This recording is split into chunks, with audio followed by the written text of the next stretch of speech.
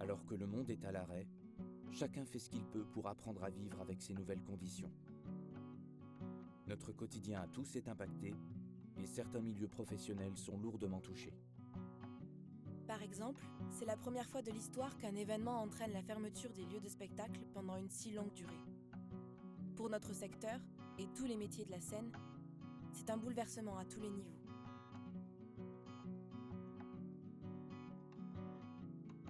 Après le premier confinement, notre besoin de théâtre se transforme en une furieuse envie de bouger. Nous étions 2 jeunes comédiens à l'arrêt et nous sommes partis à la rencontre du spectacle vivant pour écouter ce qu'il avait à nous dire. Nous avons alors l'idée de filmer nos échanges avec des artistes et des passionnés de théâtre, de cirque, de danse. De poser la caméra chez eux, dans leur bureau ou dans leur théâtre. Pour ce voyage, tout est décidé en quelques semaines. Nous traçons un grand cercle sur la carte de France et cherchons les théâtres sur notre itinéraire. Du village pittoresque à la scène nationale, nous rencontrons 20 acteurs du spectacle vivant, tous corps de métier confondus. Nous partons avec notre voiture, une caméra et une seule envie: faire parler le théâtre pendant son plus long silence.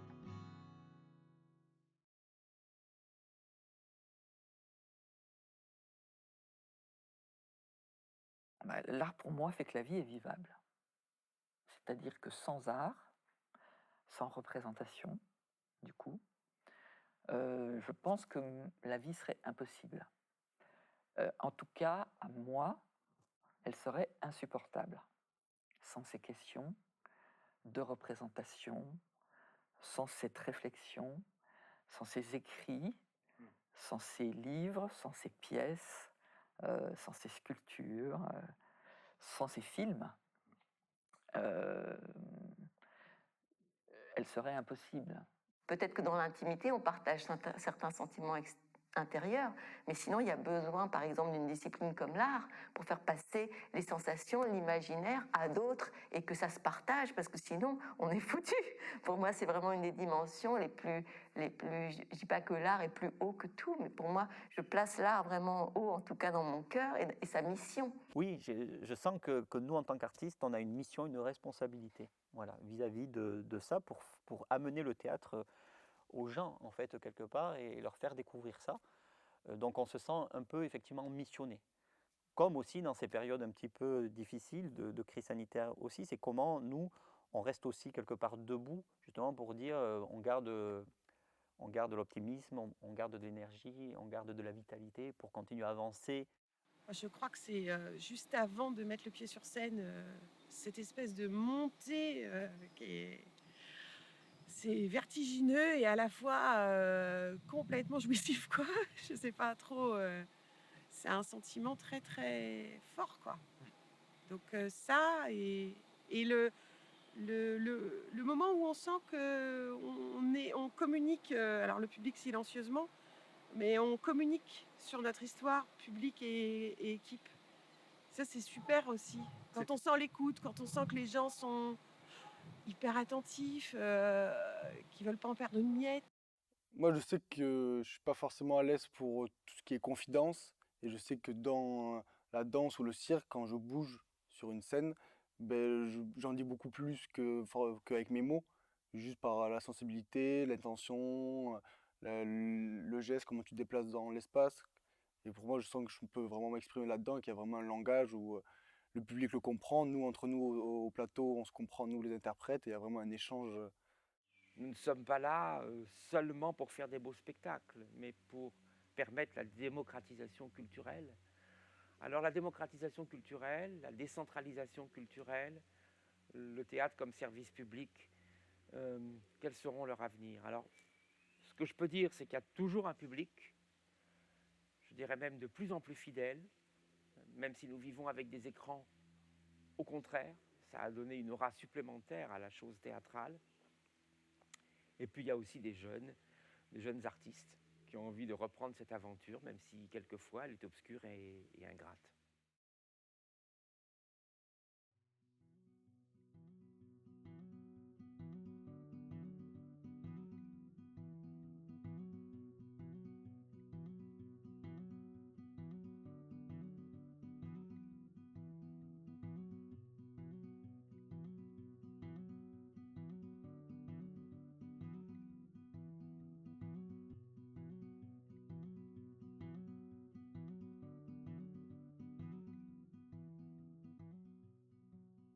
Alors, premièrement, on a tourné, viré dans la ville pour trouver un endroit pendant des années.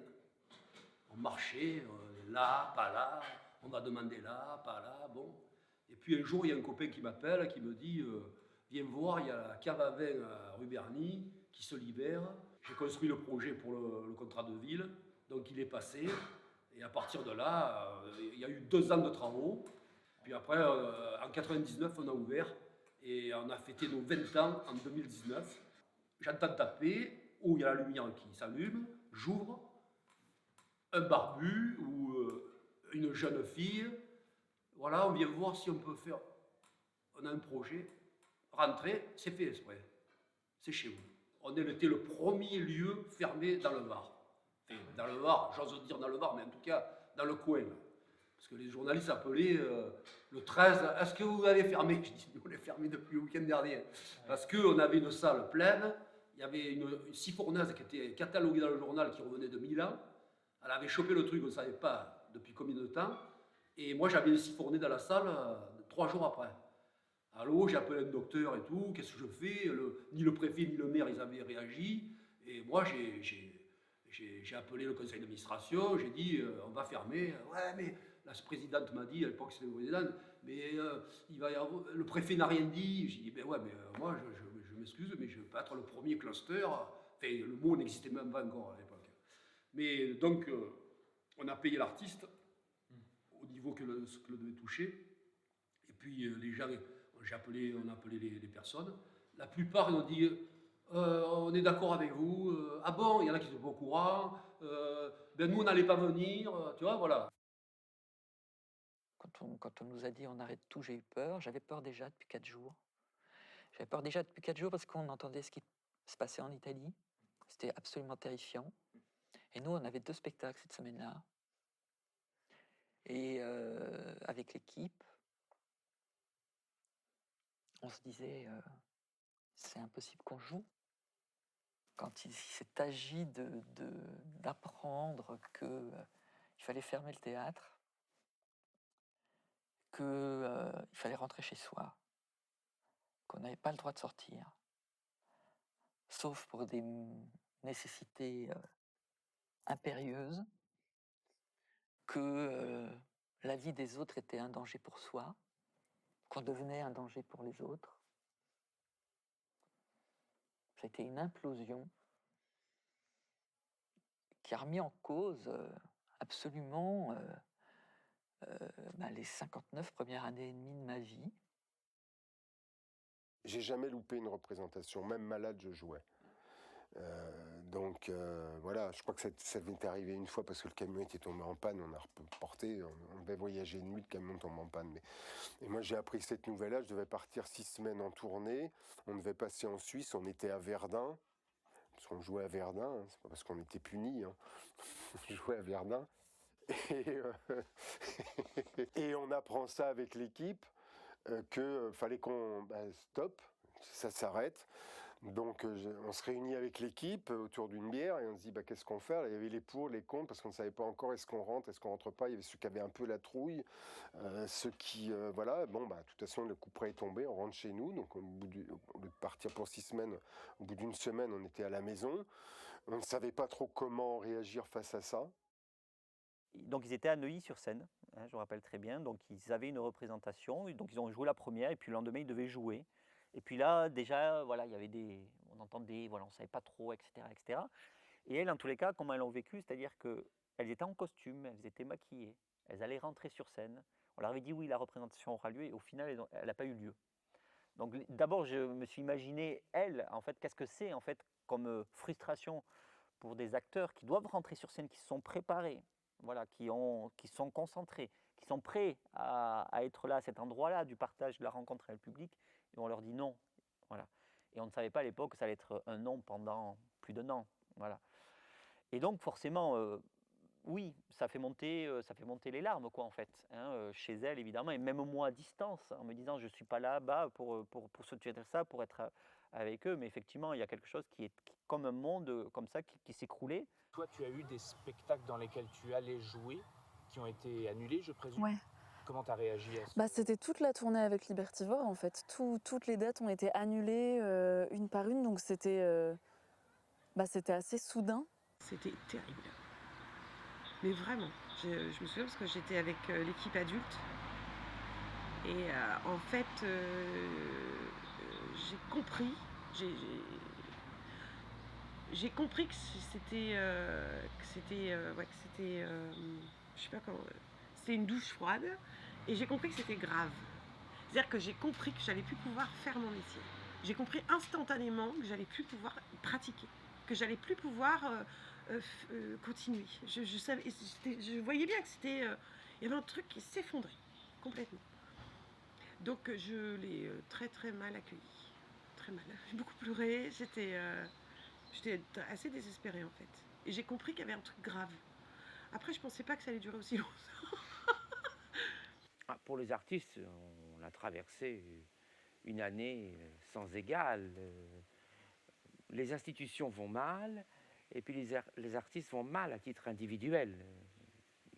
Déjà, ils vont mal sur le plan social. On ne sait pas comment tous les intermittents, les techniciens, les artistes vont faire les heures qui vont leur permettre de conserver leurs droits. On ne sait pas.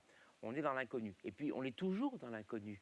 Au fond, c'est ça qui a été le plus douloureux et qui est toujours le plus difficile à vivre, c'est de n'avoir absolument aucune visibilité sur les mois qui viennent.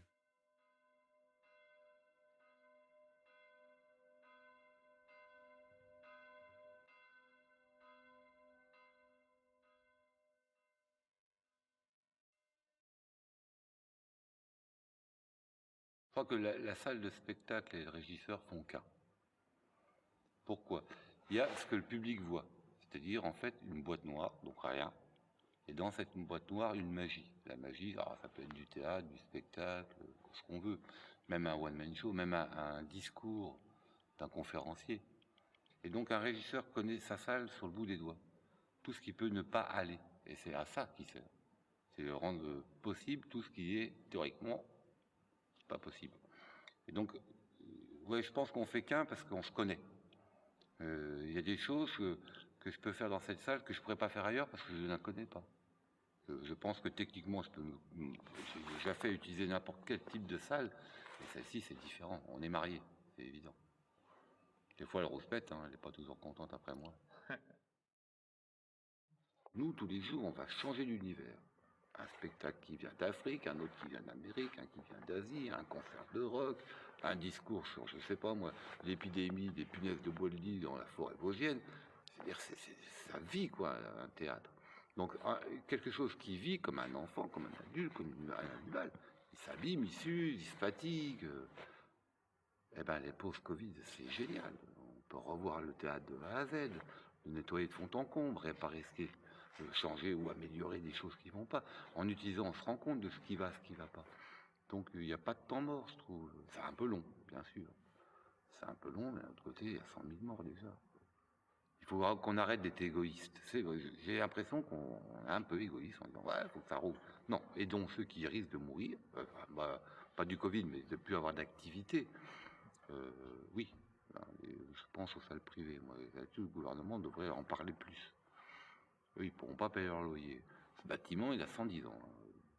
Si aujourd'hui, je veux l'allumer pour votre venue, mais tous les jours de non-Covid, il est éteint, il est au repos, on l'entretient, il ne coûte rien. C'est très bien. Si on pouvait mettre notre argent à régler ce problème-là, ça serait impeccable. Et ça reviendra. Et peut-être qu'on l'appréciera encore plus. T'es privé de dessert pendant 2 ans, on te ramène un gâteau. Waouh! C'est la fête. Moi, je suis un adepte d'être à jour avec le temps, avec l'époque, avec moi, avec les gens autour. Être à jour, ça veut dire avoir fait le travail. On peut faire autre chose parce qu'on a fait le travail, tu vois, même très matériellement. Tu vois. Donc, la mise à jour, celui qui n'a pas fait la mise à jour là, je me demande ce qu'il a fait. Bon, dommage, ou alors il n'a pas de mise à jour à faire, tant mieux. Bon, donc la mise à jour, ça c'est bien, on est à jour. C'est-à-dire, moi j'ai géré le théâtre, j'ai demandé les aides quand il fallait, à tel endroit, il faut tenir le truc, donc ça c'est un travail aussi. Il faut tenir Pas que ça ferme, on était à 2 doigts d'arrêter. Bon. Mars, avril, mai, on n'a rien pu faire. Mais on a pu commencer à refaire des spectacles et des ateliers théâtre. Les spectacles... non, les premiers spectacles, c'est fin juin. On a pu recommencer à faire des spectacles en plein air fin juin. Donc après, nous, on a tourné sur l'été. L'été 2020, on a tourné. Alors, avec beaucoup de difficultés, parce que malgré le fait qu'on était très convaincus d'être Covido compatible, on a tout fait pour que sur l'été 2020, il y ait le maximum d'action, parce qu'on était tous très convaincus que le plein air était la solution, et que nous, on était complètement équipés pour jouer du coup en plein air, puisque c'était notre habitude. Mais on a quand même fait face à beaucoup d'obstacles. Alors évidemment, les règles à mettre en œuvre, etc. Mais ça, c'est rien du tout, parce que quand on fait un spectacle assis, c'est quand même pas dur à gérer, d'espacer les gens. Voilà, c'est pas un concert de pop rock, quoi. Donc c'est plus facile à organiser du théâtre avec des conditions un peu organisées et strictes que de la musique. Du coup, on a commencé à organiser ça, mais en fait, les freins, ils étaient presque dans la tête des gens. Qui est quand même dans la tête, alors pas du public, mais plus des organisateurs, des associations, des mairies, ou même des gens qui étaient très convaincus, qui faisaient des choses avec nous depuis longtemps, ont eu peur d'organiser des choses sur cet été-là. Donc on a quand même beaucoup moins travaillé que ce qu'on aurait souhaité. Moi, j'ai pas eu l'impression cette année qu'on était en hibernation, bien au contraire, puisqu'il y a eu même une suractivité de la compagnie, de nos différents projets, des plans, plan A, plan B, plan C, mais une belle, j'ai envie de dire, aussi une richesse de réflexion qui nous ont sans doute donné de bonnes idées pour se dire, bon, bah alors, qu'est-ce qu'on fait? On va faire ça. Et qu'il y a 1000 façons de repenser demain, et plutôt avec le sourire et plein d'énergie. Pour ceux qui ont la chance d'avoir une hibernation profitable, tant mieux, parce qu'ils ont bien raison.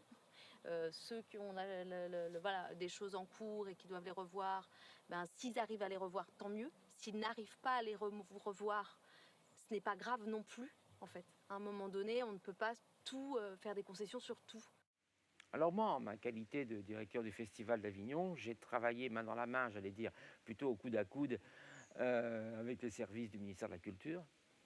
Je dirais mensuellement, pour voir où en était la situation.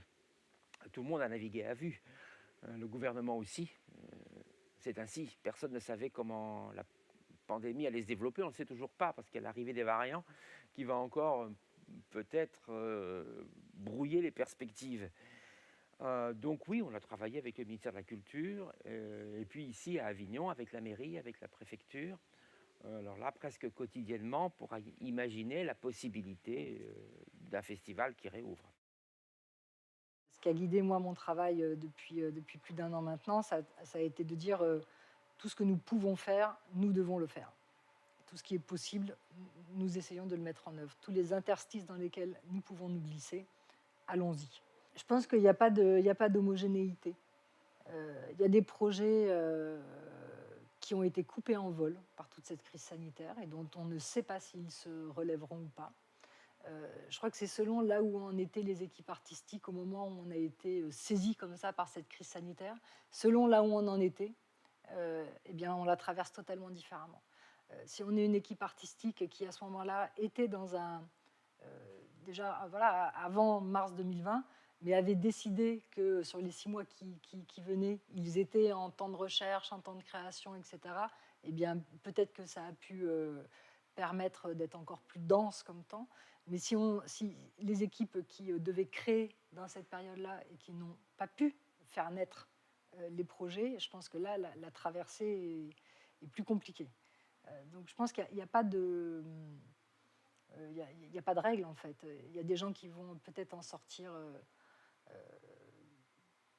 en ayant profité de ce temps pour en sortir quelque chose, d'autres dont ça va avoir coupé des choses, ça va être très très très aléatoire. Par contre, et je pense que ça c'est absolument valable pour tout le monde, moi je m'inquiète de l'état économique de notre secteur et des acteurs de notre secteur. Comme toujours, on essaye de dire comment on va résister, donc voilà, confinement, donc évidemment il y a aussi les parties administratives, donc comment on rapatrie les ordinateurs à la maison, enfin c'est des choses très logistiques et très basiques aussi, mais parce qu'on se dit il faut quand même faire continuer à faire fonctionner la machine, quoi, parce que malgré tout une compagnie de théâtre, c'est une petite entreprise, hein. Comme je disais, on embauche une vingtaine d'intermittents du spectacle, chargés de production, techniciens, chargés des diffusions, chargés en communication. Voilà, il y a toute cette responsabilité aussi des gens qui sont tout autour. Et comment on va trouver le moyen, malgré tout, de continuer à faire exister les choses. Financièrement, il n'y a pas de gros problème pour le moment, puisqu'on est sous perfusion, hein. Donc les aides compensent en fait les pertes, hein. Donc, et on va dire que c'est correct. Alors après, nous, on a une structure qui est structurée, qui permet aussi d'avoir les moyens administratifs, etc., de faire appel à ces aides. Je pense que des plus petites structures peuvent avoir plus de difficultés, et je pense que c'est là aussi où ça va faire mal à long terme, c'est-à-dire qu'il y a des structures qui n'auront pas pu accéder aux aides et qui du coup vont mourir parce que voilà, la période aura été trop longue sans soutien. En tout cas, nous concernant, on a accès aux aides, on passe beaucoup de temps à aussi comprendre et remplir les dossiers, mais on considère dans le moment que c'est correct. Après, la question, c'est la durée de ces aides. C'est-à-dire que si ça doit s'arrêter et qu'on ne doit pas pour autant retravailler, là, ça deviendra très vite problématique et très vite dangereux pour nous, parce que comme une entreprise, on a des frais fixes, des salariés fixes, des véhicules, enfin voilà, tout un tas de choses qu'il faut qu'on entretienne. Et donc si on n'a plus de recettes et plus d'aides, forcément l'équilibre il est pas bon et là ça peut vite chuter. L'État, les régions, les départements, les communes, les collectivités intercommunales, enfin les EPCI, les métropoles, les agences dont nous faisons partie, parapubliques, hein, ont toutes pris leur part dans cette aventure-là de comment réinjecter des fonds d'urgence, participer à la relance.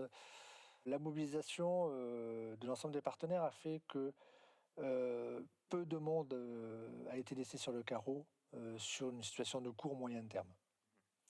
On va dire que l'étape 1 de la crise économique pour le champ culturel a été, j'ose pas dire réglée, mais quand même largement atténuée. Le fait qu'il n'y ait pas de spectacle n'est pas du fait de la compagnie, mais bien de l'organisateur ou d'un phénomène effectivement cas de force majeure, mais qui fait que la solidarité institutionnelle a fait que les cachets ont été payés en totalité ou en partie ou reportés, ce qui fait que sur l'aspect économique, vraiment sur le court terme, ça n'a pas été si pire.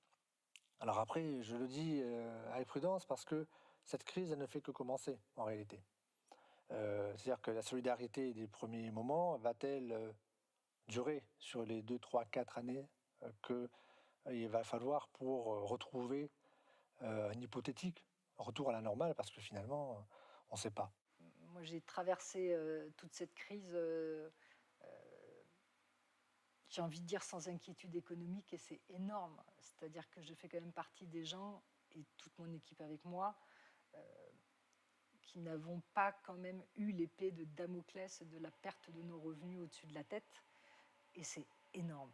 Voilà. Et c'est énorme, et nous, on le perçoit parce qu'on est forcément en lien avec des intermittents du spectacle avec qui nous travaillons régulièrement sur les équipes techniques, des gens qui sont ici implantés dans le Gers, avec les équipes artistiques que nous accompagnons, et dont parfois la détresse et la complexité d'arriver à conserver un revenu depuis tout ce temps, ce sont des vraies questions. Et je trouve que déjà, à partir du moment où on n'a pas cette question-là, c'est un privilège énorme. On a eu vraiment ce choc de la disparition brutale, notamment dans le secteur des musiques amplifiées, des festivals musique, on va dire, ou théâtre, comme à Avignon l'année dernière, qui n'ont pas pu effectivement se déployer, quoi. Donc symboliquement, ça a été très fort. Mais ça ne raconte pas, comment dire, cette réalité où chaque artiste, chaque opérateur, chaque association, élu communal, a essayé, dès qu'il a pu, trouver une petite fenêtre de tir, profiter de cela pour faire quelque chose, quoi. Les artistes, beaucoup, n'ont pas attendu de pouvoir rejouer en salle pour créer. Et que d'ailleurs, au titre de l'agence, on a accompagné des artistes qui nous ont téléphoné Ah, Philippe, j'ai un projet, voilà, j'ai envie de faire quelque chose, est-ce que tu nous aides? Est-ce qu'on peut le faire? Est-ce qu'on peut créer? Est-ce qu'on peut... Et on a accompagné pas mal de projets comme ça, qui ont aussi permis dans tous les petits trous de permissivité où on pouvait quand même faire quelque chose, d'explorer les niches pour que le spectacle puisse avoir lieu, que ce soit un balcon, que ce soit une fenêtre d'appartement, que ce soit dans la rue, que ce soit sur des petites jauges ou on a tout fait pour le permettre, mais j'ai envie de dire que c'est pas grâce à nous, opérateurs ou institutions, c'est grâce d'abord à cette dynamique artistique qui est venue nous chercher parce que finalement, c'est leur part d'humanité et de création, donc on a juste à les accompagner finalement, ce que j'ai envie de dire. Voilà.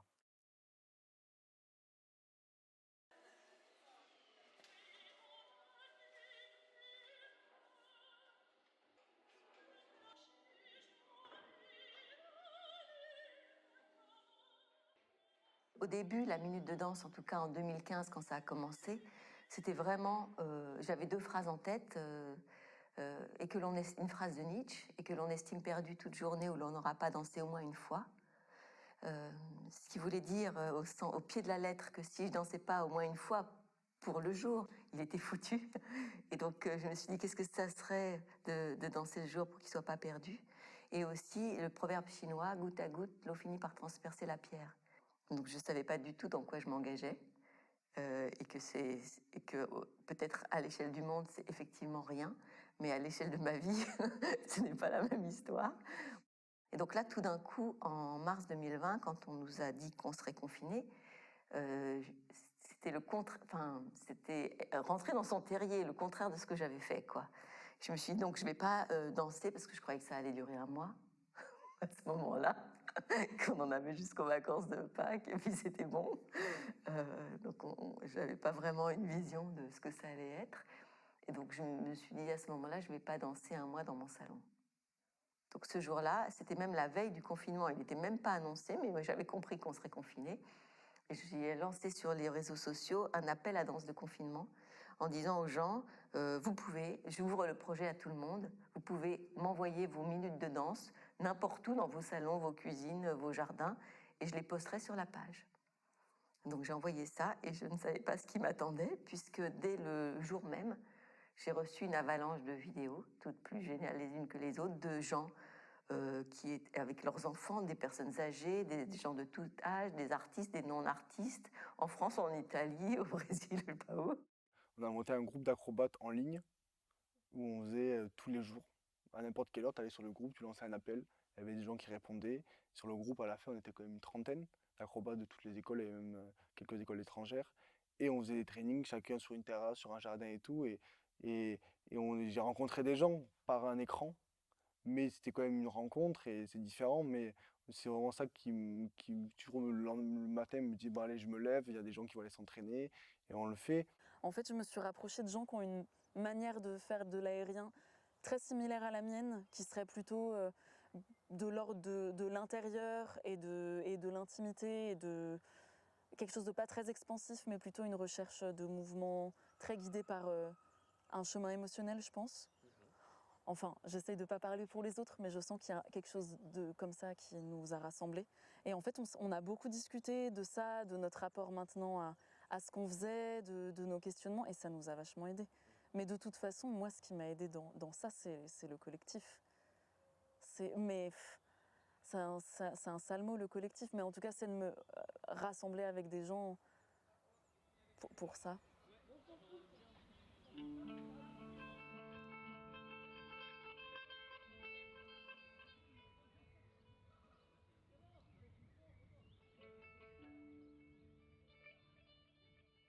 Par la responsabilité que nous avons, nous artistes, comme je disais, pour moi, je prends très à cœur mon métier, ma responsabilité que j'ai vis-à-vis aussi des autres, quelque part, où je me dis, si aussi les artistes baissent les bras, ben, voilà, alors qu'eux sont là justement pour quelque part poétiser, sublimer, rendre le monde plus joyeux, le décaler, voilà. Et donc si nous, même là, on renonce quelque part, bah alors tout le monde va renoncer. Donc nous, on n'a pas le droit de renoncer. On ne peut pas renoncer. Voilà. Donc une de nos actions aussi, c'est ne pas renoncer. Et donc, on ne se l'autorise pas. Donc, pour le coup, on va chercher des ressources, et des ressources en nous, avec les autres, en lien, par la solidarité aussi qui se crée entre les artistes, les techniciens aussi, ici au Pays Basque, qui existe, qui est forte, et puis la ressource dans l'artistique, dans l'art aussi, puisqu'on a eu quand même cette possibilité, pas au premier confinement, mais sur le deuxième confinement, de pouvoir répéter.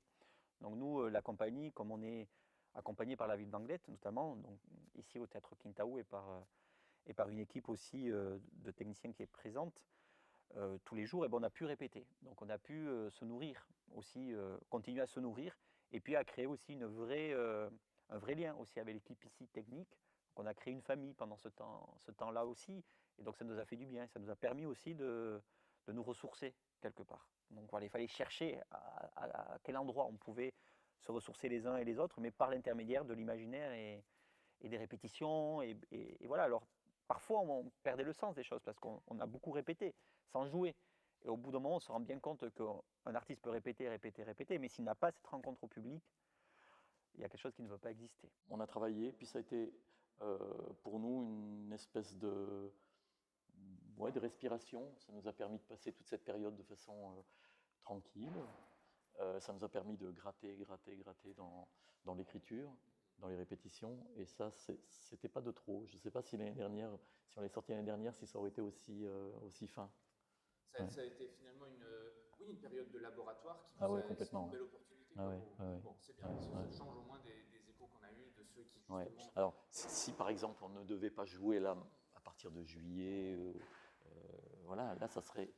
Parce que là, maintenant, le spectacle a besoin d'être montré, quoi. On a besoin des spectateurs, et on a travaillé, puis maintenant on a besoin de brasser, d'avoir des retours, tu vois. Et si on ne peut pas jouer, là, je crois que la dépression qu'on n'a pas eue, on risque de se la manger. Ouais, au début, on était à fond, là. On faisait des vidéos sur plein de trucs, des vidéos où on faisait des bêtises pour garder toujours le contact. Et des petites vidéos workshop où on apprenait à jongler ou à fabriquer des balles ou à fabriquer des bolasses à la maison, et après avec des petits tutos. Mais ça, c'était la première partie. Ça prend beaucoup de temps, et en fait quand on s'est rendu compte qu'il y allait encore avoir des confinements encore, et il y avait la vie qui continuait parce qu'on est toujours en création de spectacles entre guillemets, donc les résidences continuent quand même, l'entraînement continue quand même, donc après on a trouvé d'autres manières toujours de se réinventer, quoi. Mais c'est vrai que c'était pas facile. Il y a une période où tout le monde a senti une petite baisse de « Allez, encore, on essaye encore ». Il faut se réinventer parce que on se réinvente encore. Dans de nouvelles choses dont... Alors, on aime bien les contraintes justement dans le cirque, ça nous amène beaucoup de choses, de nouvelles façons de vision, de voir, donc il n'y a pas de problème. Mais c'est qu'au bout d'un moment, c'est quand même fatigant. C'est quand même fatigant, et que petite baisse générale un peu qui fait bon. Après, là, on sent bien que si les choses continuent à durer, et là, pour la peine, je prends une espèce de voix de toutes les compagnies, c'est voilà, notre réalité, elle est on manque de pas jouer les spectacles, bien entendu, on s'occupe énormément, revoir les projets nous prend beaucoup de temps, bien entendu, mais là, on sent aussi un degré d'épuisement, que ce soit de la part des artistes, des compagnies et du public, qui va finir par aller droit dans le mur à un moment donné, parce que c'est pas, on ne fait que trouver des alternatives partout.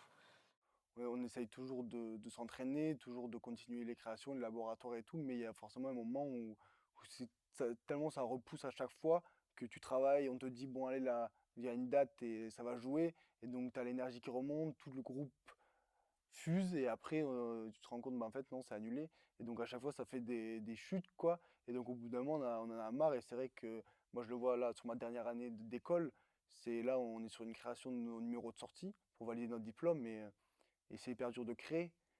Tu te dis bon, si c'est juste pour jurer devant 6 personnes, le jury pour valider notre diplôme, j'arrive pas à avoir la motivation de... Moi si je fais ce solo, c'est pas juste pour valider mon diplôme, c'est pour présenter mon travail de 3 ans d'école devant un jury, devant un public, des enfants, une famille, tout ça.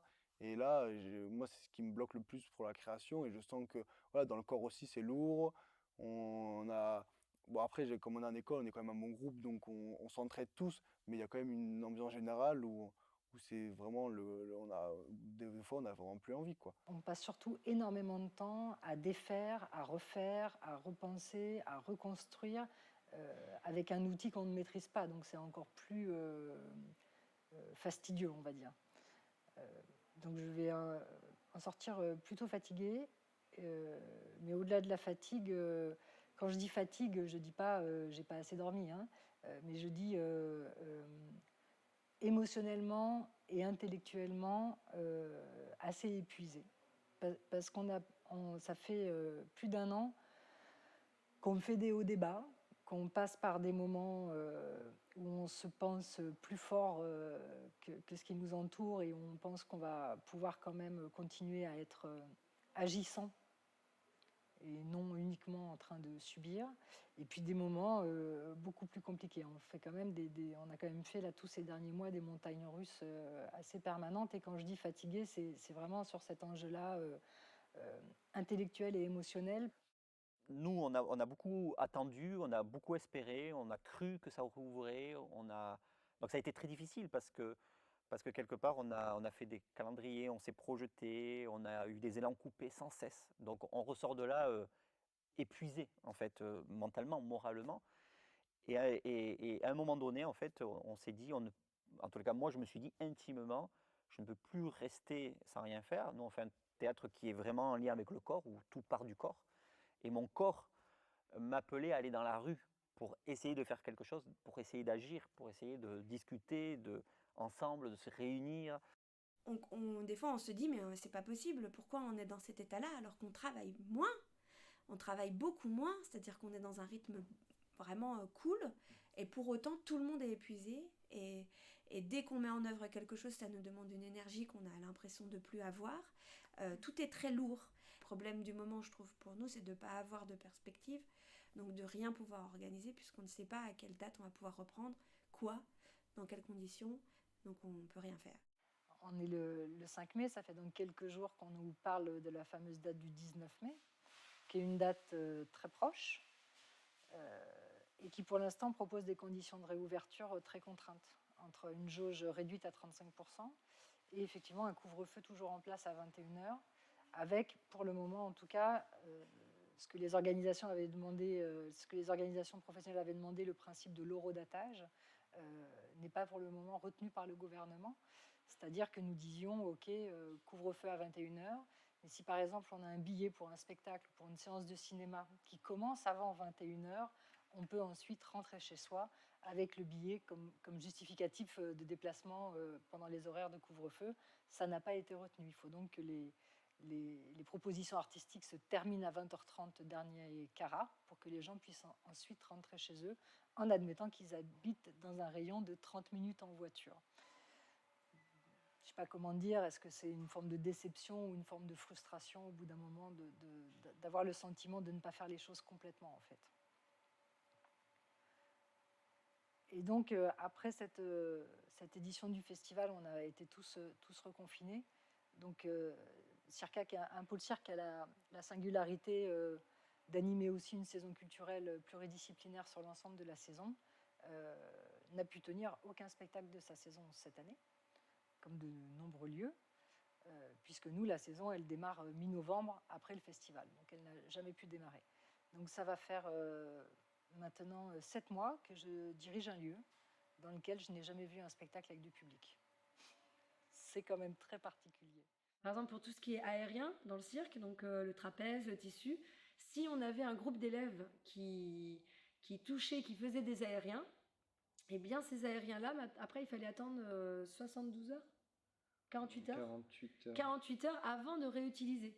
Donc sur des journées où on a 7 ou 8 groupes d'enfants différents, ça veut dire que s'il y en a un qui fait des aériens, après on ne peut plus faire d'aériens pendant 48 heures. Alors même pour l'organisation des cours, c'était sur 4 semaines pour que tout le monde puisse faire de l'aérien un moment et tout. C'était de l'énergie. Okay. Voilà, on a fait ce qu'on pouvait là pour continuer. Mais vous l'avez fait. On l'a fait, ouais, complètement. Mais enseigner, parler d'un projet et tout ça, faire du théâtre en Zoom, faut s'accrocher. Hein. Et eux aussi, hein, les chapeaux, je leur tire mon chapeau parce que j'en ai pas perdu un seul. Ouais. Ils sont tous restés, tous. Alors, ça bougeait. Hein.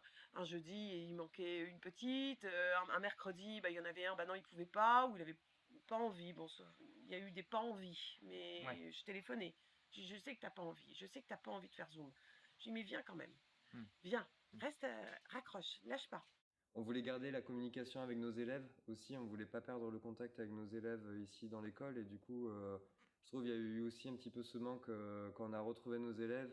Ça faisait du bien de revoir leur visage quand même, de revoir un petit peu cette petite ambiance parce que malgré tout, ils nous boostent nos élèves, hein, ils nous mettent plein d'énergie positive et c'est cool quoi, on voit pas le temps passer et c'est des petits moments de partage aussi avec les élèves, pas spécialement en tant qu'artiste, mais juste de partage, de communication avec les enfants, ça reste toujours super intéressant, quoi.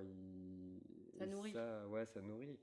Je bloque beaucoup au niveau de l'inspiration parce que je vois plus de choses et donc j'arrive plus à regarder des spectacles en entier sur internet, devant un écran, j'en peux plus.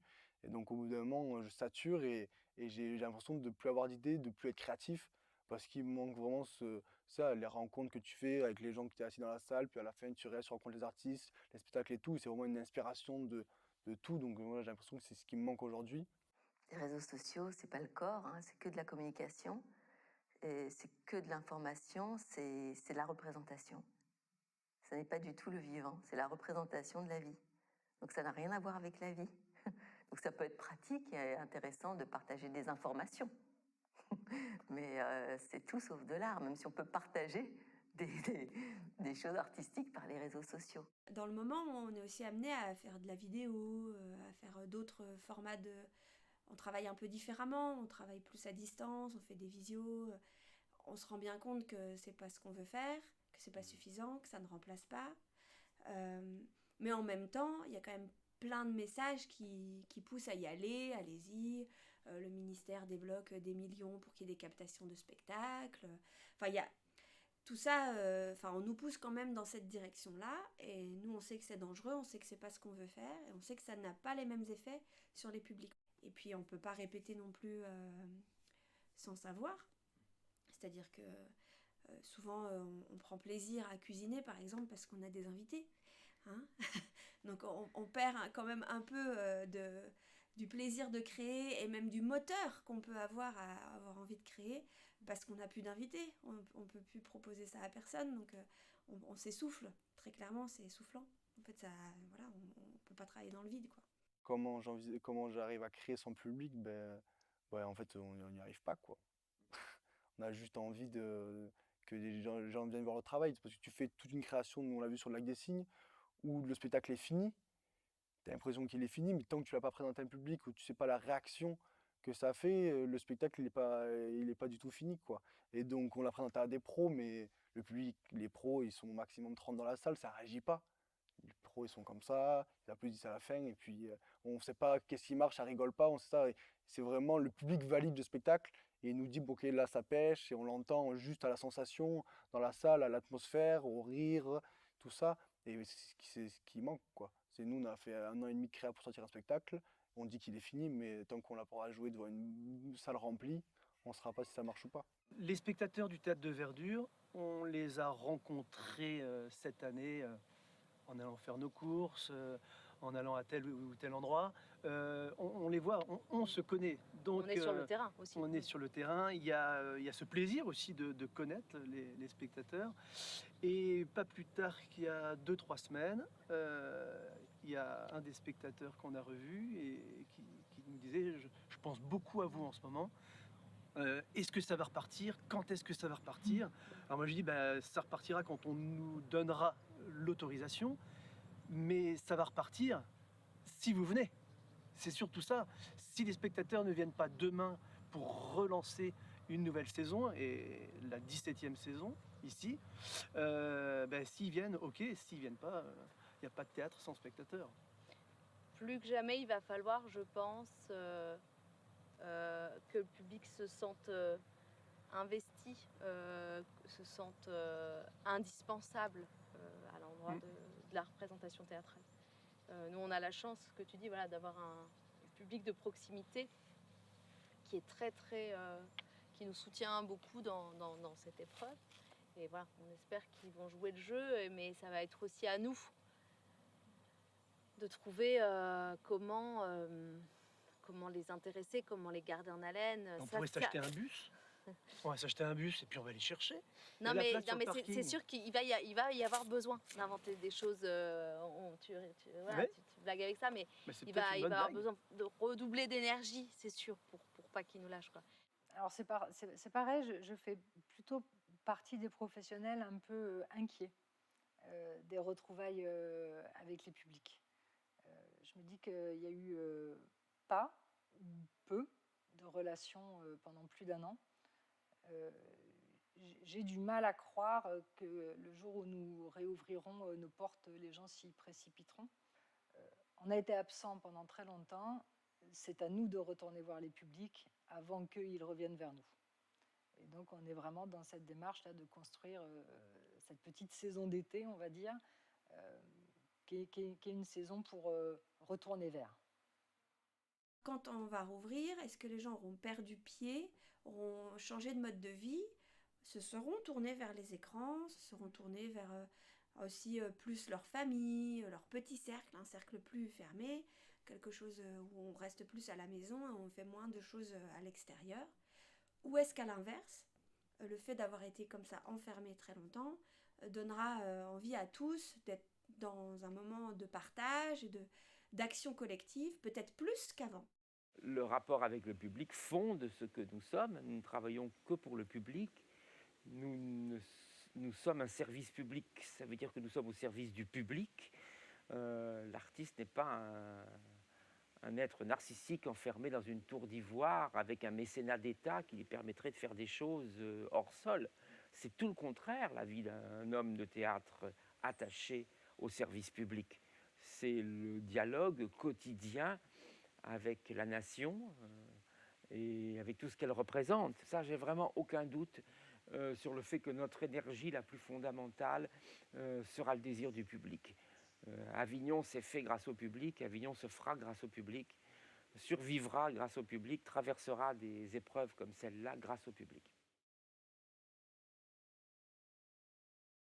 Je fais partie des professionnels qui n'ont jamais compris l'interdiction qui a frappé les lieux de culture depuis 1 an.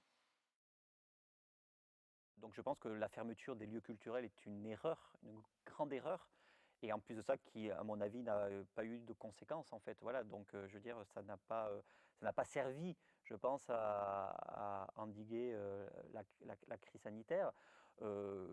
Puisqu'au final, on a fermé les lieux culturels pendant des mois et des mois pour reconfiner. Donc en plus de là, on s'est senti encore plus... c'était encore plus difficile pour nous parce qu'on s'est dit on a été sacrifié quelque part, comme d'autres hein, évidemment. On a été sacrifié, mais en plus de ça, ça n'a servi à rien puisqu'on revient quand même à une sorte de confinement. Donc oui, il y a de la colère, il y a de l'injustice que l'on peut ressentir et un choix politique qui fait qu'effectivement que le gouvernement à l'heure d'aujourd'hui, comment il considère la culture, quoi. Qu'est-ce que c'est pour eux la culture, voilà. Donc ça c'est la grande question hein, aujourd'hui de ce qu'est la culture, du rapport essentiel à la culture évidemment. Et bien pour certaines personnes, le théâtre, le cinéma, le musée, c'est un lieu vital aussi. Et vital dans le sens de notre cerveau, notre cœur, notre corps a besoin de cette nourriture dont nous parlions au début, la boucle est bouclée, c'est pas seulement une gourmandise, c'est juste de se nourrir avec ça pour justement ne plus être vide. Je suis d'accord pour dire que vraiment les théâtres auraient pu continuer à jouer. Ça, c'est une certitude. On est dans des lieux qui sont fermés, qui sont de bonne qualité. On peut contrôler les jauges. On pourrait très bien dire que, oui, mais bon, ils auraient dit qu'ils allaient voir des spectacles ou des films, ils auraient fait autre chose. Ben non, on pouvait très bien se dire que le ticket servait de laisser passer, de preuve comme quoi j'étais bien allé voir quelque chose quand même. Bon, on commence un peu à avoir un peu du recul sur ce Covid-19, mais on peut comprendre que ce soit quelque chose qui fasse un peu paniquer et que, à défaut, on sert quoi. Et que là, la culture, bon, c'est bien gentil, mais bon, je comprends, je l'accepte difficilement, hein. Ça c'est autre chose, mais ça se conçoit, bien sûr. Mais là, on te dit, bah non, en fait, ce que tu fais, ton métier, où pendant 4 ans tu t'es fait former, là, bah en fait, c'est pas essentiel. Donc, les intermittents qui ont une petite intermittence, qui font pas forcément des gros contrats, qui sont la grosse compagnie subventionnée, ben eux, ils passent à la trappe et un peu c'est comme si l'État faisait le tri, quoi. En mode, comme ça, tous les petits, on se débarrasse d'eux, et après, il n'y aura que les grosses compagnies, que les gens qui peuvent continuer à travailler, qui vont rester là, mais il en faut pour tout le monde. Il faut des groupes nationaux, il faut des gens qui jouent en cabaret, il faut un clown qui va faire un anniversaire pour des enfants, il faut de l'art partout. Et là, aujourd'hui, on te dit non, il n'y a que les gros centres qui peuvent continuer à faire des créations et qui vont jouer pour devant des pros dans des gros festivals. Mais c'est un peu élitiste, quoi. Ah, mais il y a de la maladresse, hein. Distanciation sociale, oh, on prend cher, hein. Non essentiel, mais qu'est-ce que ça veut dire? Mais c'est sûr que sur la maladresse, oui. Bon, voilà, alors après, on nous explique, oui, la ministre a bien dit, hein, la culture, oui, non essentiel au sens, effectivement, non vital, quoi, bien sûr. Mais elle ne voulait pas dire que c'était pas essentiel, mais n'empêche que les mots sont forts quand même. Bon, c'est pas sa faute à elle en particulier, hein, mais c'est vrai que ça plombe un peu enfin déjà que c'est pas non plus super. Et donc, c'est normal que ça ferme, c'est difficile, il y a eu des aides, il faut tenir. Ceux qui n'arrivent pas, il faut qu'ils se regroupent, qu'ils essaient, enfin, s'ils peuvent se regrouper. Moi, des artistes m'ont appelé pour être aidés, pour faire une date. Bon, voilà, donc on a marqué une date, tu vois, bon, enfin, on la fera après, donc je l'ai fait avant. Bon, et donc.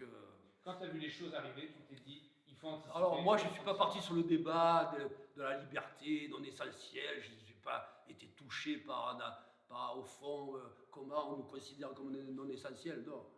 Il y a un état difficile, il y a des priorités. Donc, après, on est dans un pays capitaliste, ce n'est pas moi qui l'ai inventé. Donc il faut qu'il y ait l'économie qui continue. Alors, et donc, dans l'ordre des choses, si on peut éviter... alors évidemment, c'est la culture. Alors on va dire, oui, c'est la culture qui prend toujours... Je suis d'accord que la culture, c'est très important. C'est une des choses, une nourriture les plus importantes de la vie. Mais on est dans un système où si tu fais que la culture et que tu fermes les aéroports, les entreprises et tout, parce qu'il faut bien fermer des trucs. Donc alors à ce moment-là, ça ne marche plus, quoi. L'essentiel, on entend beaucoup ce mot-là en ce moment, l'essentiel c'est la vie, la santé. Quand on perd des proches, alors moi, pompier volontaire à côté, quand tu vois la détresse des gens qui perdent un proche, quand tu ramasses, ça va pas être facile pour moi, mais je vais y arriver. Des gamins de 20 ans dans une bagnole un samedi soir, ça c'est essentiel. Alors là, les gens ils font, ouais, les salles de spectacle sont fermées, c'est un scandale. Non, c'est pas un scandale, c'est une pause. Il n'y a pas de spectacle cette année, et alors, il y en aura un l'an prochain. Pas le gamin de tout à l'heure de 20 ans qui est mort. Il n'y en aura pas l'an prochain. Et ouais, moi, ça me posait beaucoup de questions. C'était dans un moment où ça n'allait vraiment pas, quoi. Et en même temps, je comprends l'injustice des priorisations qu'on est en train de vivre et je la trouve insupportable.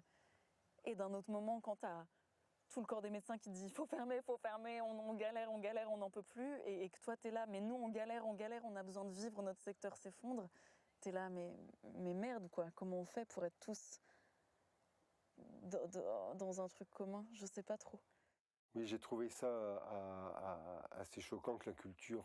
je ne veux pas polémiquer, parce qu'il faut bien trouver des termes dialectiques, mais ce côté non essentiel, d'ailleurs ça s'est posé avec les livres, hein, aussi, à un moment donné, il y a eu cette problématique. Je pense que la culture, c'est même pas essentiel, c'est vital.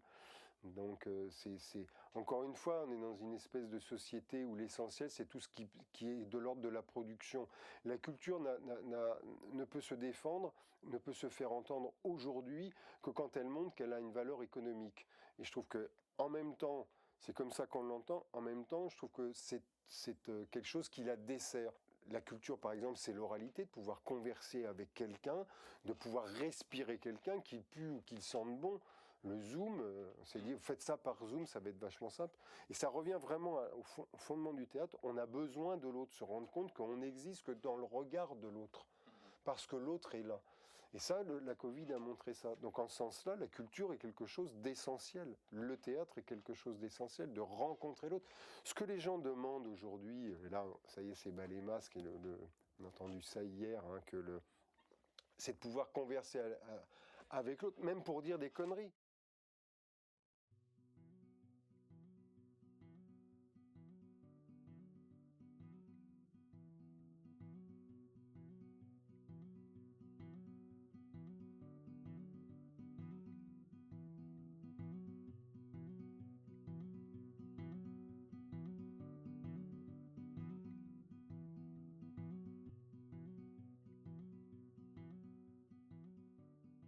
y a quelque temps, on a fait une sortie de résidence devant public.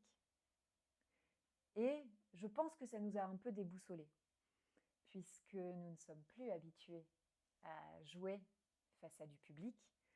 3-4 personnes, ok, on les a eues. Une salle pleine, non. Et du coup, l'énergie n'est pas la même. L'émotion que les gens ressentent, que nous ressentons, qu'on leur transmet, enfin, qui se donnent les uns aux autres, n'est tellement plus la même qu'on n'est plus habitué à ça. Et je pense que nous tous, on a été perturbés par ce moment-là. On a pu jouer par je ne sais pas quel décret qui passait, enfin je ne sais plus pourquoi. Et donc à la fin de la représentation, donc il y a une représentation, donc moi les comédiens je les trouve extraordinaires parce qu'ils avaient aussi cet appétit, cette envie de jouer, on a retrouvé cette humanité, on a retrouvé le théâtre. Et donc je vais faire mon bord de scène traditionnellement, comme on le fait souvent après pour échanger avec les classes justement sur ce qu'ils ont vu, ce qu'ils n'ont pas compris, etc. Et là je les vois et je suis pris par une émotion très très forte, c'est-à-dire que je n'arrive pas à leur parler. Parce que d'un coup, je me suis rendu compte que l'émotion d'avoir retrouvé le public a été si forte que je suis submergé par une émotion. Et là, tous les enfants me regardent et me voient, je me sens tout bête, hein, devant eux, pleurer comme un enfant. Et puis, tout le monde applaudit, parce que comme s'ils avaient pris conscience aussi, les enfants, de ce qui se passait en fait. Hein, puis les enfants, effectivement, ils comprennent beaucoup plus de choses qu'on ne peut le penser. Et nous, on fait du théâtre aussi qui va dans ce sens-là. Et voilà, et je me suis dit, ah ouais, quand même, on a ramassé quoi quand même. C'est-à-dire qu'il y a des dommages très forts en nous qu'on ne soupçonne pas, mais qui à l'intérieur, effectivement, sont beaucoup plus forts que ce qu'on peut penser. Moi, j'avais besoin d'une pause, je pense. Là, ça faisait déjà 2 ans et demi que j'étais en formation, donc ça m'a fait du bien aussi de rentrer dans le Gers, parce que normalement je vis à Paris, donc ça m'a fait quand même du bien. Mais ouais, on a l'impression quand même de s'être fait couper une partie de l'année. On a loupé plein de projets, plein de choses nous sont passées qui nous motivent énormément, qui sont passées comme ça à la trappe. On ne peut pas les refaire l'année dernière parce qu'il y a un cursus et que maintenant le temps est passé, ben, on est en 3e année et que maintenant c'est d'autres projets. Donc on a vraiment d'avoir pas vécu des choses qu'on devait vivre, donc c'est assez frustrant. Moi, la chose qui me donne le plus envie aujourd'hui, c'est essayer de créer des nouvelles formes, être au plus proche du public et pas forcément aller jouer dans des grosses salles, dans des gros théâtres, aller jouer même chez l'habitant, à faire des choses beaucoup plus proches du public, aller même les chercher pour les gens qui n'ont pas l'habitude de ça. Moi, je sens que ça m'a fait poser beaucoup de questions là-dessus. Au lieu de penser à aller jouer partout dans le monde, faire les tournées de France et tout, comment tu peux toucher déjà juste ton voisin qui est à côté de chez toi et la grand-mère qui sort jamais de chez elle, et comment on peut essayer d'aller toucher les gens autour de nous au lieu d'aller chercher forcément hyper loin. Sur le plan de la création, moi, j'écris dans 2 directions. J'écris dans la direction théâtre et j'écris dans la direction roman. Donc, c'est sûr que le travail avec les compagnies, mon travail solitaire n'a pas été vraiment impacté par le Covid. Mon travail de création, puisque on avait la possibilité de travailler avec les compagnies, on l'a fait. J'ai un autre désir qui est né, ou plutôt un désir, notamment pour le théâtre, de faire théâtre différemment. J'espère qu'on va savoir inventer de nouveaux dispositifs pour renouveler un peu notre façon de faire théâtre collectivement. Peut-être le temps serait venu, comme je le pense depuis une dizaine d'années, de penser les choses autrement, de prendre le temps de la réflexion au niveau de la production des spectacles, de prendre le temps de discuter, d'arrêter d'être dans l'urgence. Finalement, la Covid, c'est peut-être un frein obligatoire et qui nous oblige à réfléchir autrement. C'est un nouveau combat qu'on a, il faut faire attention, et puis il faudra créer avec, entre les virus, il faut créer, il faudra passer entre les virus. Comme après chaque moment de tension, il va y avoir des libérations, il va y avoir de la création. Donc moi je me fais pas de soucis, ça va être même trop, il y aura la queue dans la rue, il faut savoir par quoi on commence, quoi, mais toi. On va être dans une situation paradoxale. Il y aura à la fois trop de théâtre et pas assez. Alors, les institutions sont mises à mal, je le crois. Les parcours individuels, les destins ont été mis à mal, c'est certain. Et le théâtre ne va pas se remettre si facilement de cet arrêt. D'autre part, on aura trop de spectacles, parce que tous ces spectacles qui n'ont pas été programmés ont été reprogrammés, repoussés toujours à l'année suivante. Et il va y avoir un véritable embouteillage qui va rendre les choses très compliquées. Je pense qu'il va y avoir une phase qui va être difficile, peut-être la plus difficile, hein, puisqu'effectivement, il y a eu un grand vide, et puis tout d'un coup, il va y avoir un gros plein, hein, tous les embouteillages, etc. Tout d'un coup, on a vu, dès que les lieux culturels sont remis à ouvrir, pour le coup, tout d'un coup, ça s'est agité. Voilà. Et donc je pense qu'il y a plein de personnes qui perdent le sens de ce qu'ils font, en fait, aussi, hein, mais pas que dans le milieu artistique, je dirais, ou se réinterrogent sur le sens de leur vie, ou de leur métier, ou de tout ça. On n'a qu'une envie, c'est d'y aller, de reprendre, et on est debout, quoi, hein, ça c'est sûr et certain. Donc, mais effectivement, voilà, il y a quand même quelque chose qui s'est affaibli, mais je suis convaincu et persuadé que les artistes, les techniciens, les musiciens, on va réinvestir ça dans de la création, dans de la pertinence artistique, dans la vitalité, dans de la rencontre. Voilà, les émotions pour un artiste, elles sont précieuses, quelles qu'elles soient, en fait, quelque part. Et donc, je pense que ça va nous nourrir à un endroit. Et comme je disais tout à l'heure, je crois que nous, on est là pour transformer les choses. Dans 5 ans, les enfants qui sont les spectateurs de demain, s'ils ne savent pas quoi répondre quand on leur dit tu sais ce que c'est le théâtre, hein? Là, ça me ferait mal au cœur et là, je me dirais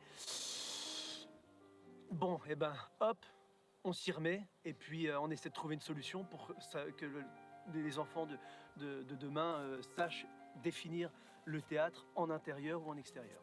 Et puis maintenant que nous savons que ça va pouvoir être possible, je n'ai qu'une hâte, c'est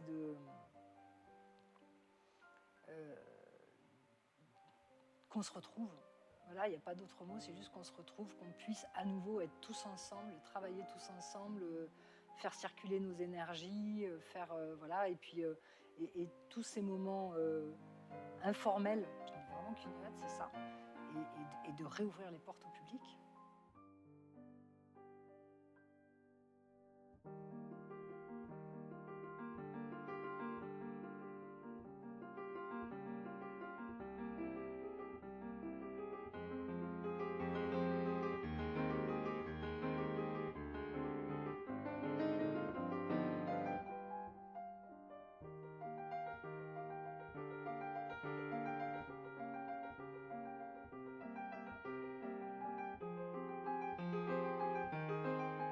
Quand même tout sorti en se disant même si ça a été compliqué, il faut continuer et on trouvera toujours une solution pour continuer à faire ce qu'on a envie, même si c'est derrière un écran, même si c'est autrement, mais on arrivera toujours à faire ce qui nous passionne, quoi. C'est plus fort que nous, quoi. C'est comme quelqu'un qui a envie de lire un livre, dans tous les cas il trouvera quelque chose à lire, quoi. Même si ce soit sur une étiquette, quoi. Toujours une envie.